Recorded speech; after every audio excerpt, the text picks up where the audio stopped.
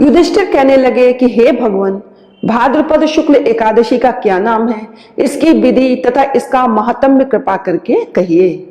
तब भगवान श्री कृष्ण कहने लगे कि इस पुण्य, स्वर्ग और मोक्ष को देने वाली तथा सब पापों का नाश करने वाली उत्तम वामन एकादशी का महात्म्य मैं तुमसे कहता हूं, तुम ध्यान पूर्वक सुनो। यह पद्मा या परिवर्तनी एकादशी जयंती एकादशी भी कहलाती है। इसका यज्ञ करने से वाजपेयी यज्ञ का फल मिलता है।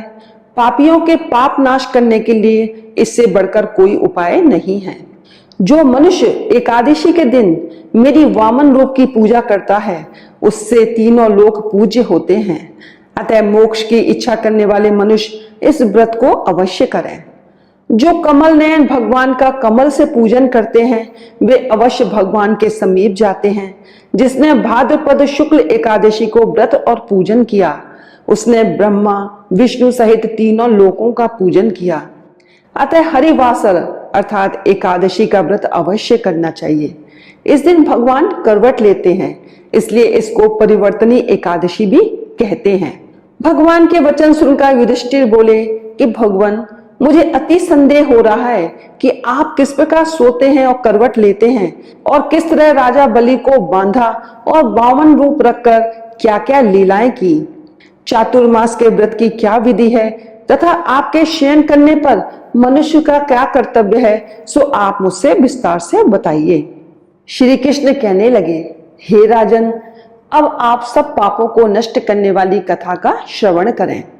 त्रेता युग में बलि नामक एक दैत्य था। वह मेरा परम भक्त था। विविध प्रकार के वेद सूक्तों से मेरा पूजन किया करता था और नित्य ही ब्राह्मणों का पूजन तथा यज्ञ के आयोजन करता था। लेकिन इंद्र से द्वेष के कारण उसने इंद्रलोक तथा सभी देवताओं को जीत लिया। इस कारण सभी देवता एकत्र होकर सोच विचार कर भगवान के पास गए। बृहस्पति सहित इंद्र आदि देवता प्रभु के निकट जाकर और नतमस्तक होकर वेद मंत्रों द्वारा भगवान का पूजन और स्तुति करने लगे। अतः मैंने वामन रूप धारण करके 5वां अवतार लिया और फिर अत्यंत तेजस्वी रूप से राजा बलि को जीत लिया। इतनी वार्ता सुनकर राजा युधिष्ठिर बोले कि हे जनार्दन, आपने वामन रूप धारण करके उस महाबली दैत्य को किस प्रकार जीता।